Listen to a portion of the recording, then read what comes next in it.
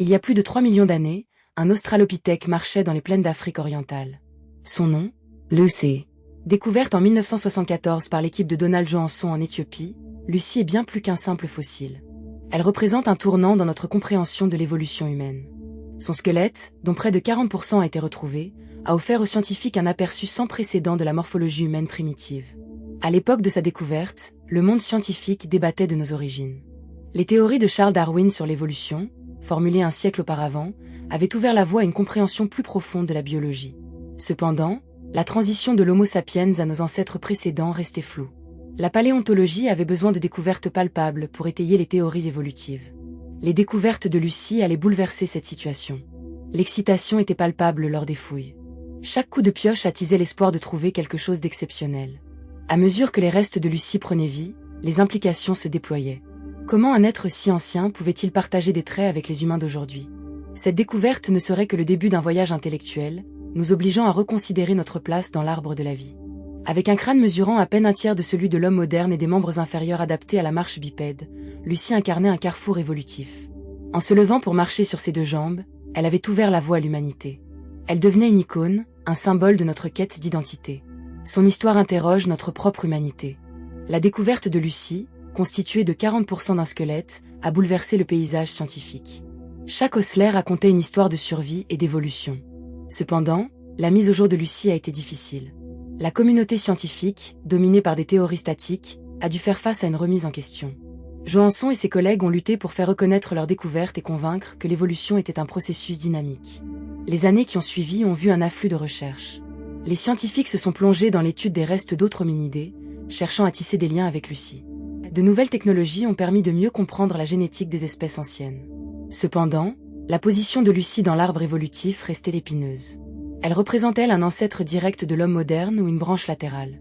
Les débats se poursuivaient, alimentés par des découvertes qui remettaient en question les idées préconçues. L'impact de Lucy sur la société a été immédiat. Son image, reprise dans les médias, a suscité une réflexion sur notre identité et notre place dans le monde vivant.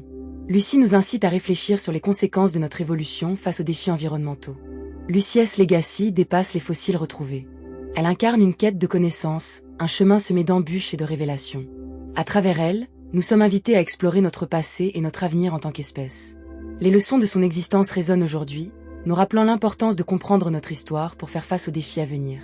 La vie de Lucy, découverte en 1974, a transformé notre compréhension de l'évolution humaine.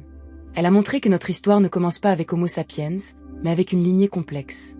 Cette découverte a révélé que les humains ne sont pas le résultat d'un processus linéaire, mais le fruit d'un arbre évolutif complexe. Lucy nous rappelle que nous sommes le produit de mutations, de défis environnementaux et d'adaptations. Les scientifiques contemporains continuent d'étudier Lucy, utilisant des technologies modernes pour en apprendre davantage sur notre évolution. La découverte de Lucy a ouvert la voie à des explorations qui enrichissent notre compréhension de l'évolution humaine. En réfléchissant à l'héritage de Lucy, nous devons considérer comment ces idées se traduisent dans notre vie quotidienne. Ces réflexions nous invitent à bâtir des sociétés inclusives et respectueuses de l'environnement. La découverte de Lucy est un appel à l'action. En nous interrogeant sur les leçons que nous pouvons tirer de Lucy, nous sommes confrontés à la question essentielle de notre identité et de notre rôle dans la préservation de notre planète. En fin de compte, ce qui a été révélé par Lucy va au-delà des informations sur notre passé. C'est un regard sur notre place dans le monde, un rappel de notre quête pour comprendre nos origines. Sa découverte continue de nous défier à explorer le lien entre le passé et le futur. Dans ce voyage à travers le temps, nous sommes confrontés à la question ultime. Qui sommes-nous vraiment? La découverte de Lucy a non seulement secoué les fondements de la paléontologie, mais elle a également mis en lumière un monde scientifique en pleine mutation durant les années 1970. À cette époque, les méthodes de datation et d'analyse étaient encore rudimentaires. Les géologues et paléontologues s'efforçaient de mieux comprendre les strates géologiques pour situer les fossiles dans le temps. Les travaux de Johansson sur les restes de Lucy ont été un exemple frappant de la manière dont la détermination et l'innovation pouvaient renverser le cours de la science. Au moment où Lucy a été découverte, les chercheurs utilisaient la méthode de datation par l'argon, qui, bien qu'innovante, n'était pas sans défi. C'était un travail acharné de déterminer l'âge des fossiles, mais Johansson a su rassembler des preuves convaincantes qui ont solidifié la position de Lucy comme un australopithèque vivant entre 3,2 et 3,9 millions d'années. Les lieux de découverte, en plein cœur de la vallée de l'Omo en Éthiopie, étaient à la fois troublants et fascinants. Imaginez-vous marcher sur ces terres arides, où la chaleur du soleil déclinant teigne le paysage d'une teinte dorée. La poussière du sol, mêlée à l'odeur des herbes sèches, flottait dans l'air, tandis que les cris lointains des oiseaux faisaient écho, se mêlant à cette atmosphère de mystère et de découverte. Les équipes de fouilles, armées de pics et de pinceaux, fouillaient le sol avec une attention quasi religieuse, persuadées que chaque fragment pouvait être un indice de notre évolution. Lorsque Johanson a mis au jour le premier os de Lucie, un fémur, il a éprouvé un mélange d'excitation et d'incrédulité. Ce moment, capturé par des photographes et des journalistes, a marqué le début d'une ère nouvelle dans la recherche humaine. C'était un peu comme si un éclat de lumière avait été projeté sur les ombres de notre histoire. Johanson a déclaré à ce sujet, « En voyant le fémur, j'ai su que j'avais découvert quelque chose de grand. C'était comme si le fossile me murmurait les secrets de notre passé. » Il a compris que ce squelette allait non seulement révolutionner la paléontologie, mais également inciter le monde à repenser le concept de l'évolution.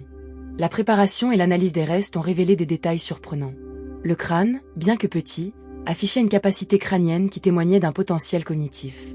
Les dents, bien conservées, indiquaient un régime alimentaire varié, composé de fruits, de racines et de peut-être quelques insectes. Cela a mené les chercheurs à élargir leurs perspectives sur les capacités alimentaires de nos ancêtres, suggérant que l'adaptabilité était une caractéristique clé pour la survie à cette époque. Les implications étaient vastes. Un régime diversifié indique un comportement social complexe, une capacité à interagir avec l'environnement, et surtout, un esprit en constante évolution.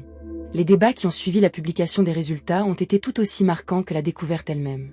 Les partisans de la théorie de l'évolution de Darwin ont vu en Lucie une confirmation des idées de leur mentor, tandis que les opposants, souvent ancrés dans des croyances religieuses, ont vigoureusement contesté l'impact de cette découverte. En 1975, lors d'une conférence à l'université d'Oxford, un scientifique a déclaré « Nous devons être prudents. La science n'est pas une arme à brandir contre la foi. Lucie, bien qu'intéressante, ne doit pas nous faire oublier nos racines spirituelles. » Les tensions entre science et religion étaient palpables. Cela a engendré des débats publics, des articles dans des revues populaires et même des documentaires qui ont fait la une des journaux. À mesure que les recherches sur Lucie progressaient, les découvertes se multipliaient. D'autres fossiles d'Australopithèques ont été découverts en Afrique, notamment en Tanzanie et au Kenya, renforçant les théories sur la diversité et la dynamique des espèces hominidées à cette époque. En 1986, un autre spécimen, nommé Littlefoot, a émergé des profondeurs des grottes de Sterkfontein en Afrique du Sud. Découvert par le paléontologue Ron Clark, ce fossile a suscité un intérêt similaire, mais a également intensifié les débats concernant la classification et l'évolution des Australopithèques. Les recherches ont ainsi pris une ampleur mondiale, engendrant des collaborations entre chercheurs, universités et institutions à travers le monde. La technologie a également évolué parallèlement à la paléontologie. L'utilisation de l'ADN ancien a commencé à ouvrir des portes inexplorées. Dans les années 1990, des scientifiques ont tenté de séquencer l'ADN à partir de fossiles anciens. Bien que cela n'ait pas toujours fonctionné, cela a jeté les bases de l'étude génétique des ancêtres humains et des espèces disparues. Les découvertes ont révélé des connexions insoupçonnées entre les espèces, redéfinissant la manière dont nous comprenons les migrations et les adaptations des hominidés à travers les âges. L'impact de Lucie ne s'est pas seulement limité au domaine scientifique. La culture populaire a rapidement adopté l'image de Lucie, la transformant en symbole de notre quête identitaire. Des livres, des documentaires, et même des œuvres d'art ont été créées en son honneur. En 1999, le film D'un monde à l'autre a remporté un grand succès en s'inspirant de l'histoire de Lucie, le présentant comme l'héroïne d'un voyage à travers le temps, un pont entre le passé et le présent. La fascination suscitée par Lucie a profondément résonné dans la société, incitant chacun à s'interroger sur son propre héritage et son identité. Dans le même temps, les implications éthiques et philosophiques de la découverte de Lucie sont devenues des sujets de réflexion. Les savants ont commencé à se demander ce que cela signifiait pour notre compréhension de la nature humaine. Les mots de Darwin, c'est la lutte pour l'existence qui façonne l'évolution, prenaient tout leur sens. Lucie est devenue le symbole de cette lutte, posant la question de savoir si notre évolution est intrinsèquement liée à notre capacité à nous adapter, à coopérer et à évoluer dans un monde en constant changement. Au fil des décennies, les découvertes autour de Lucie ont continué à s'intensifier. Chaque nouvelle pièce du puzzle a renforcé notre compréhension de nos ancêtres et des défis qu'ils ont surmontés. Les chercheurs ont mis en lumière des comportements sociaux complexes au sein des groupes de Lucie, suggérant qu'elle n'était pas seule dans son environnement, mais entourée de communautés qui luttaient pour la survie.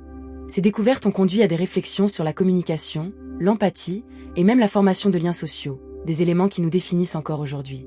En fin de compte, la vie de Lucie, loin d'être une simple histoire de fossiles, est devenue un récit profondément humain. Son influence nous rappelle que les questions sur notre origine et notre place dans l'arbre de la vie sont des questions éternelles. La quête de compréhension, d'identité et de connexion avec notre passé est ce qui nous définit en tant qu'humanité. Alors que nous poursuivons la recherche de nos ancêtres, nous ne faisons pas que chercher à comprendre d'où nous venons, mais aussi qui nous sommes et qui nous pourrions devenir dans un avenir façonné par les leçons du passé.